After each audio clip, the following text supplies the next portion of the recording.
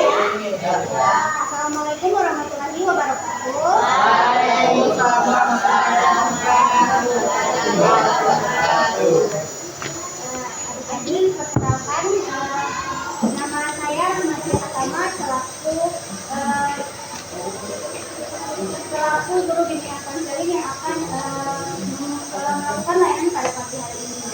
Sebelum melakukan layanan, alangkah lebih baik sekarang berdoa dulu ya. Ya. Kira-kira di sini siapa yang boleh mau pimpin? Mas. Oke, silakan.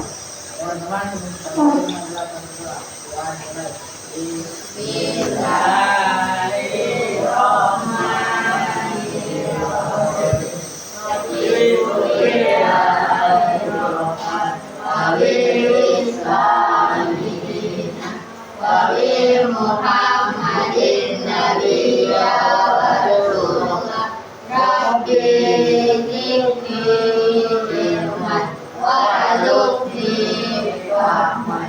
Terima kasih. Siapa yang dulu tadi? Terima kasih sudah menunjuk hatinya. Terus kita di sini belum kenalan toh. Untuk kelancaran layanan alangkah lebih baik sekarang mas kenalan dulu ya. Dari sebelah sini. Perkenalkan nama dari mana? Perkenalkan nama dari mana?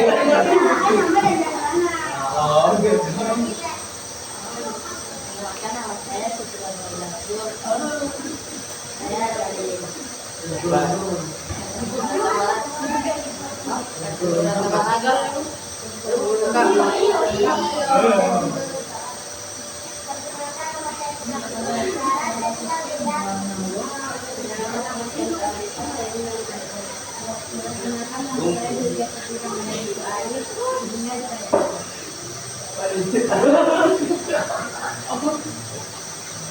Tinggal di mana?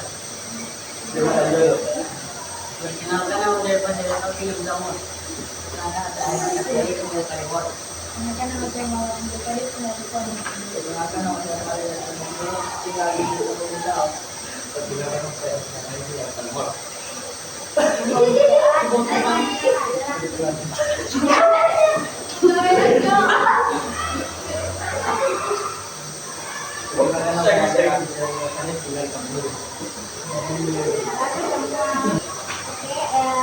Adik-adik, di sini sekarang mau melaksanakan layanan di dunia kelompok kan. Nah, di dunia kelompok ini ada asas-asas dimana adik-adik ini harus terbuka dan pokoknya santai-santai aja orang di sini ya. Lalu terus melakukan layanan ini apa yang terjadi di dalam ini itu menjadi kerahasiaan orang ya. Jadi di sini saya selaku yang akan melaksanakan layanan, di sini saya akan memberikan topik layanan itu tentang empati. Apa sih itu empati ya? Terus tujuannya untuk bidang sosial adik-adik. Oke. Terus dapatnya di sini kayak adik-adik ini masih malu-malu ya. Terang bagaimana terang melakukan ice breaking? Boleh? Boleh. Nah, ini pulpen akan kayak kalian tahu permainan yang menyanyi baru orang. Nah itu dia kayak sedikit kata yang saya lagu di pulpen yang tadi yang udah kakak dia.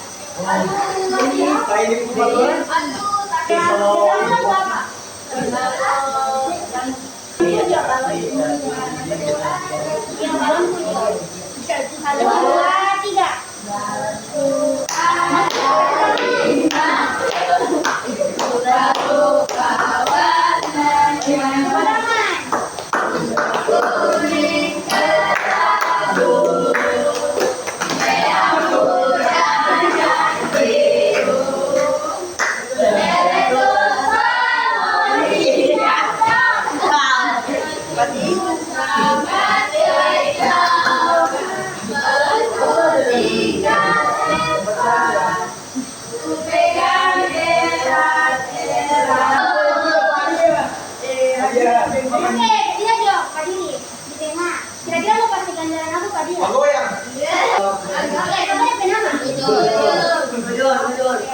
Sekarang mau tanya juga dia. Bagaimana tuh? Jujur itu yang pertama. Ya, jujur ada masalah di bidang sosial. Kayak susah bergaul atau berarti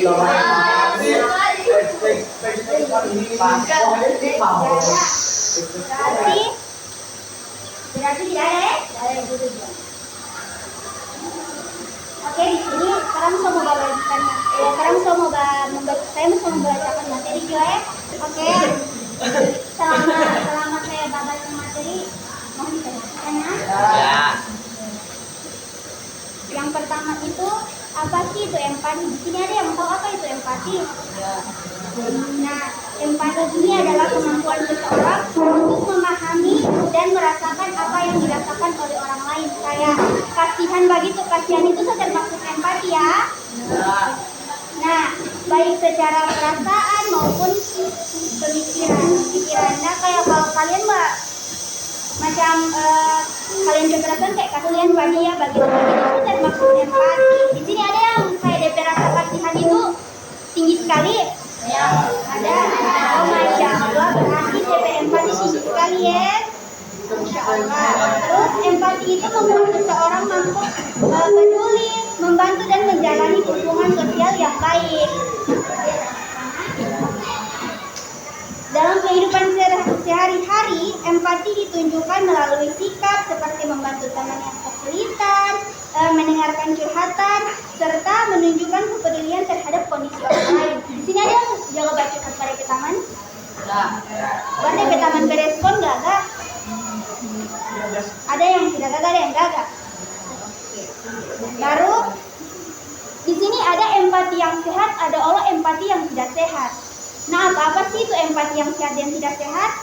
Nah, empati yang sehat itu yang pertama peduli terhadap orang lain, mau membantu sesuai kemampuan, tidak merasa terpaksa, dan tetap bisa mengatakan tidak. Itu yang sehat. Dan yang tidak sehat itu kayak yang berlebihan. Nah, yang berlebihan ini apa saja sih? Nah, selalu merasa kasihan, sulit menolak permintaan orang lain, tidak enakan begitu DP orang. Terus mengabaikan kebutuhan sendiri, seperti kayak mau bantu orang, tapi dia olah sebenarnya kekurangan. Itu tidak sehat DP nama. Terus mudah dimanfaatkan orang lain. Itu yang tidak sehat ya. Nah, dampak empati yang tidak dikelola itu apa-apa saja. Jika empati tidak dikelola dengan baik, dapat menimbulkan dampak negatif seperti mudah dimanfaatkan orang lain. Di sini ada yang merasa orang jaga manfaatkan? Ada. Yang kedua, kesulitan menolak permintaan. Kayak orang mau minta tolong, biar orang tidak bisa, orang mau bilang bisa. Itu tidak sehat. Itu adalah empati yang tidak dikelola dengan baik. Terus kelelahan emosional, kayak dia seolah-olah tapi dia tetap mau bantu. Terus dia kayak merasa kita ini kalau mau ini orang tidak mau bantu, tapi kalau orang itu mau bantu tolong lagi mau bantu lagi. Itu sebenarnya tidak boleh. Terus kehilangan waktu dan energi. Nah, seperti yang saya bilang tadi toh, kayak kehilangan orang punya waktu dan kehilangan orang punya energi, terus terang tetap mau bantu dia. Sebenarnya itu adalah empati yang tidak baik dan itu susah sekali mau dikelola. Terus merasa tertekan dengan dalam hubungan sosial, itu bikin gila. Nah, terus pengertian batasan diri atau self boundary. Ya, batasan diri adalah kemampuan seseorang untuk menentukan hal-hal yang boleh dan tidak boleh dilakukan orang lain terhadap dirinya, seperti memproteksi diri. Nah, memproteksi diri ini adalah melindungi diri sendiri dari situasi yang tidak sehat. Terus menghindari tekanan. Gimana menghindari tekanan dari orang lain? Kayak orang ini mau paksa kalian mau suruh bantu begitu, itu tidak boleh. Itu melanggar batasan diri kalian. Terus kesehatan mental, menjaga kesehatan mental dan keseimbangan emosional. Nah, empati yang berlebihan itu tidak menjaga kesehatan mental kalian. Kayak emosional kalian akan terganggu. Jadi kalian harus membatasi diri kalian. Terus hubungan yang sehat, menjalani hubungan yang sehat dan saling menghargai. kayak yang kalian harus berani bilang tidak, saya tidak bisa karena saya lagi ada begini, kasih alasan begitu. Nah itu termasuk batasan diri kalian, dan itu sebenarnya baik untuk diri kalian. Jadi jangan takut orang mau bilang jahat kalau kalian memang tidak bisa membantu. Nah, mengapa batasan diri ini penting? Yang pertama, mencegah eksploitasi, di mana membantu kita untuk tidak mudah dimanfaatkan orang lain. Terus keseimbangan hidup, di mana menjaga keseimbangan antara membantu orang lain dan kebutuhan diri sendiri. Jadi kalian harus mementingkan diri kalian sendiri, kayak yang harus sayang pada diri sendiri begitu. Terus confident, di mana meningkatkan kepercayaan diri dalam menghadapi berbagai situasi. Kayak kalian harus percaya, kayak kita tidak boleh kayak percaya diri, kayak jangan berpikir kalau kalian itu jahat begitu. Terus assertif, di mana membantu kita bersikap tegas namun tetap sopan. Kayak orang boleh mau tolak, tapi orang tolak dengan sopan, kayak kita tidak boleh kayak boleh nggak minta tolong Pak Jeje, siapa tahu dia bisa begitu kan. Itu maksudnya terang dalam menolak tapi dengan cara yang sopan. Jangan kayak kita tidak boleh nggak ini buat bahas susu begitu. Nah tidak boleh begitu ya. Terus cara mengelola empati secara sehat. Yang pertama itu sesuai kemampuan, di mana orang membantu sesuai kemampuan, bukan karena terpaksa atau merasa bersalah. Jadi kayak yang orang sudah terpaksa membantu dia karena hati Allah, kayak yang kita jelaskan pada itu kita membantu juga begitu. Tidak boleh begitu. Itu sebenarnya cara mengelola empati yang tidak baik. Terus diri sendiri itu tidak penting, kayak memahami bahwa diri sendiri itu juga penting. Nah diri sendiri itu penting, jadi kayak yang jangan berpikir diri orang lain, pikir mau diri sendiri dan. Terus cara mengelola empati yang secara sehat itu ya itu tidak merasa bersalah ketika tidak bisa membantu orang lain. Terus keseimbangan, di mana tidak selalu mengutamakan orang lain, menjaga keseimbangan antara empati dan logika. Lalu cara membangun batasan diri, belajar mengatakan tidak, menyampaikan perasaan secara jujur, menentukan prioritas, dan tidak takut dianggap buruk. Terus mengapa kadang sulit merasa empati? Yang pertama itu kelelahan emosional, di mana ketika seseorang sudah terlalu banyak memberi empati atau membantu, lalu ia bisa kehilangan kemampuan untuk merasakan empati lagi. Kayak yang macam orang kok kuat sekali membantu dia, baru dia tidak membantu orang. Jadi kayak orang kok kemana dia terus tidak membantu kemana begitu. Orang kok kehilangan empati. Ada yang pernah begitu? Ada. Oke. Berarti itu mengapa kesulitan merasa empati, kayak hambatan pada melakukan empati begitu. Tekanan berlebihan, nah dimana stres dan tekanan hidup secara sendiri membantu seseorang sulit fokus dan perasaan empati, kayak orang merasa dalam hidup ini kesulitan sekali, baru kayak sedangkan kita saja begitu, tidak ada macam mana ini mengeluh begitu, karena ada susah sendiri begitu. Terus ego yang kuat, ketika seseorang terlalu fokus pada diri sendiri, dia kesulitan untuk memahami persepsi orang lain. Kayak dia egois sekali, kayak dia tidak merasa bahwa dia itu ingin dibantu begitu dong. Nah contoh dalam kehidupan sehari-hari, ada beberapa situasi nyata yang dan cara menghadapi dengan empati yang sehat dan batasan diri. Yang pertama, teman meminta jawaban tugas, di mana yang sehat, tetapi membantu dengan menjelaskan konsep, tapi tidak memberikan contekan langsung. Mengerti? Kayak ada orang mau suka meminta jawaban, tapi kalian tidak mau kasih, tapi kalian kasih DP contoh konsep yang akan diisi dalam jawaban itu, mengerti? Nah, terus teman meminta pinjam uang. Nah, ini yang sehat.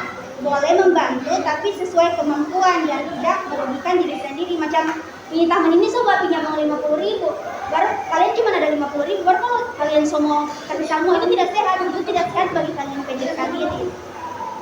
Terus teman bantuan terus menerus. Berani Mbak Gini.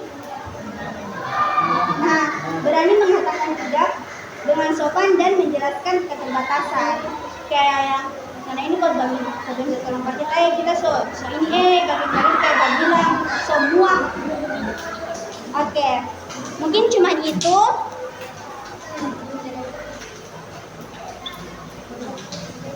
Di sini boleh saya meminta untuk 4 orang Jo melakukan naskah kayak buat drama begitu.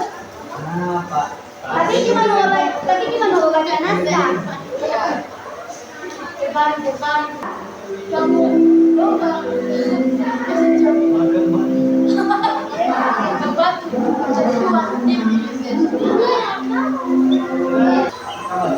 Oke, baca dari pas apa itu pertama? Alia. Iya.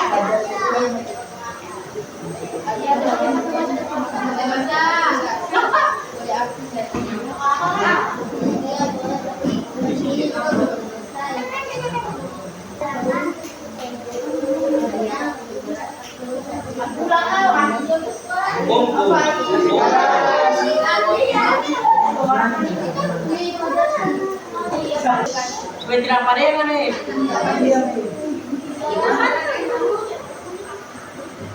Alia tolong dong. Aku silakan kamu udah ngambil sih. Udah. Kamu udah ngambil sih. Mau jatuh? Iya. Enggak apa-apa, aku udah dulu ya.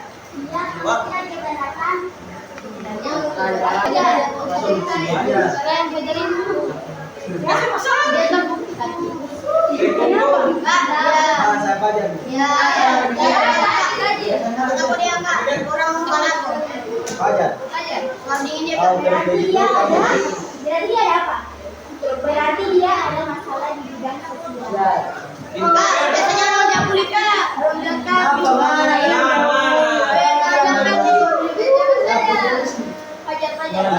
Kalau udah segitu kamu bisa capek sendiri loh.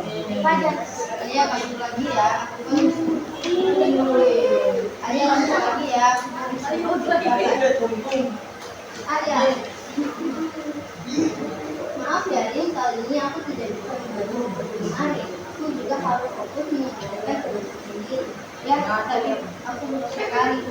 Kalau kamu mau, aku bisa jelaskan cara menggunakannya, tapi bukan membeli jawabannya ya. Itu bagus sih ya. Kamu tetap mau Bayar. Iya, itu Pajak. salah. Namanya empati yang sehat. Dia juga maaf ya kalau sudah terlalu sering mengatakan bantuan. Tidak apa-apa, kita tetap saling membantu, tapi sesuai kemampuan masing-masing. sudah. Sama. Berarti udah sama. Nah, sama yang ada di situ. Ya, Sikap yang baik, tapi harus dihadapi dengan sabar. Membantu orang lain tidak berarti harus mengorbankan diri sendiri. Kita belajar jangan tidak dengan sopan dengan Terus setelah ini ada yang KPD, kalian coba isi yang KPD ini ya. Saya kasih waktu nanti coba isi yang KPD.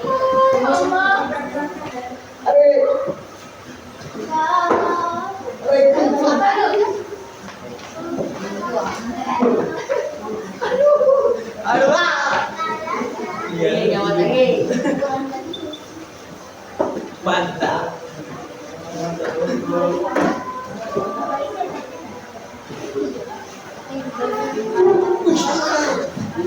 Oh, kirain. Ya, memang. Saya bantu.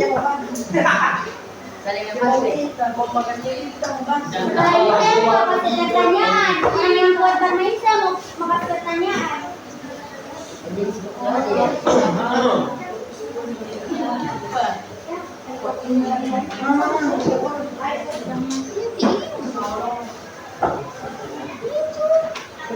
Ya kali ya.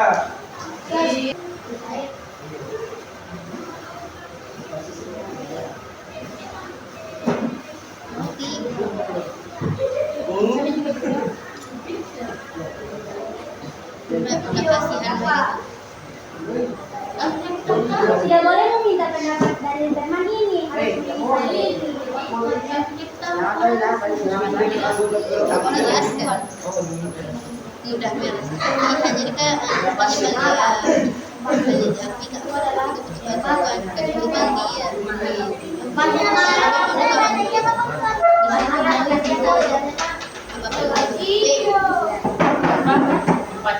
Apapun bisa Tidak.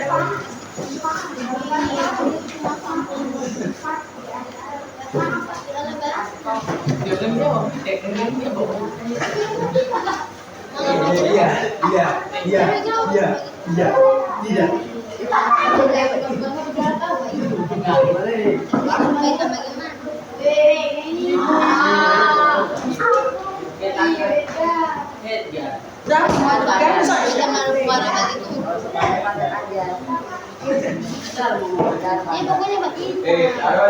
Yang vitamin bagaimana? Oke, duduk yang baik, duduk yang baik.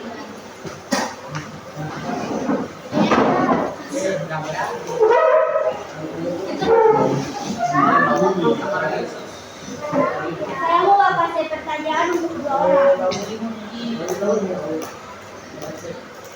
Saya mau bertanya sama yang pertama itu, siapa yang tahu di sini empati yang baik? Jelaskan apa? Kayak sebut apa itu empati yang baik? Dari perempuan. Siapa yang mau jawab? Alia. Alia. Macam-macam empati yang baik. Salah satunya saja. Rajin.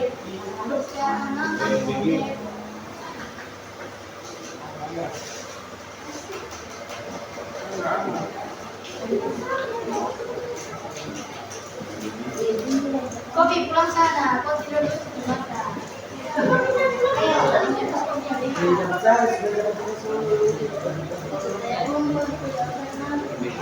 Tadi saya sudah jelaskan banyak.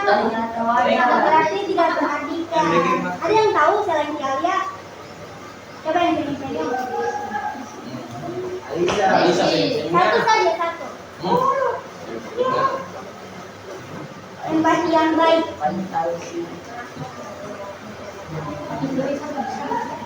Oh itu. Jadi itu empati yang baik itu orang menolong tanpa merugikan orang sendiri. Kalau empati yang salah atau empati yang tidak bisa dikelola. Coba yang tahu sini. Apa? Empati yang tidak bisa dikelola.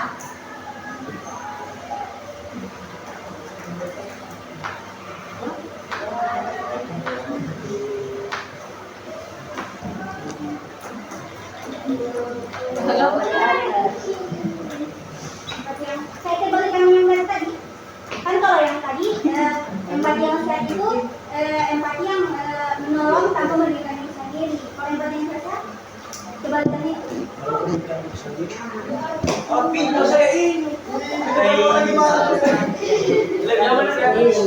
Nah, habis itu saya mau suruh isi lagi. Lembar evaluasi cuma 5 nomor.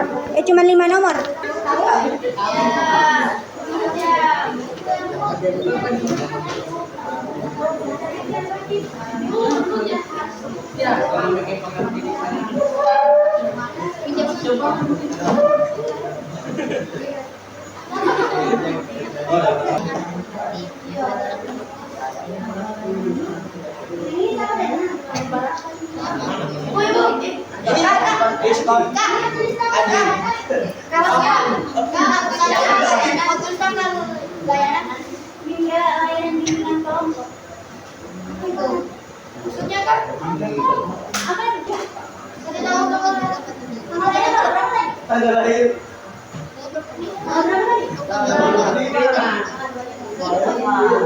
Tanggal lahir. Nanti ada lagi. Oh, iko. 25.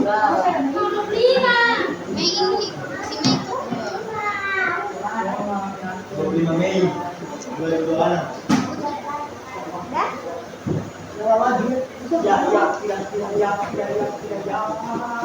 Ben. kalau Ben Rambutnya tuh yang itu yang sama dia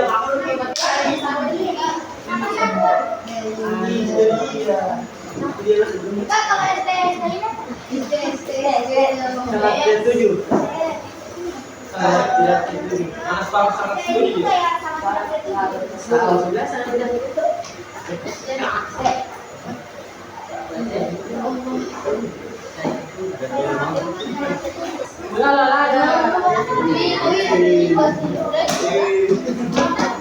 Oke, duduk yang baik. Duduk yang baik.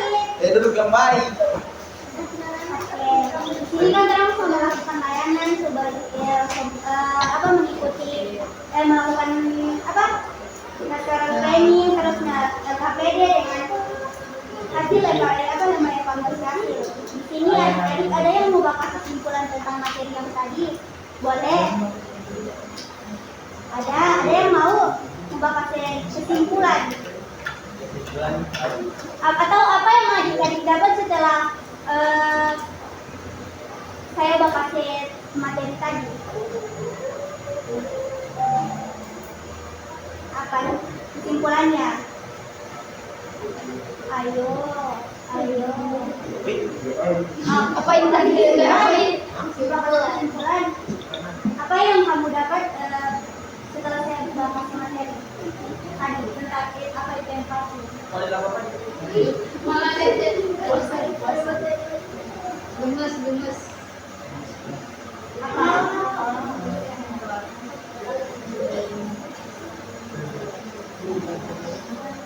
Apa ayo harus berani tadi saya coba kata ini kan terang harus terbuka, terang tidak boleh malu-malu, terang harus santai-santai di sini. jangan kata Ayo Pak kuat suara dong. harusnya Siapa tahu di sini mau jadi guru BK Allah. Amin. Ayo. Terima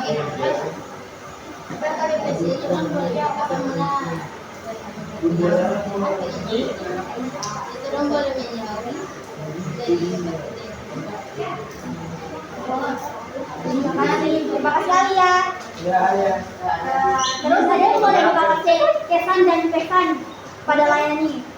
Kayak pesan untuk pelayanan dan pesan kayak pesannya semoga layanan ini bisa berkembang, bisa ada lagi layanan selanjutnya. Ya? Pesan untuk layanan ini apa?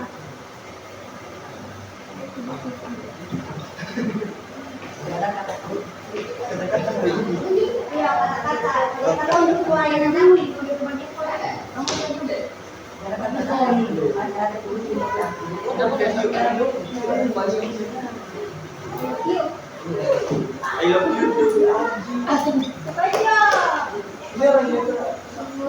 Kamu tadi kok bermain? Berarti dia tuh.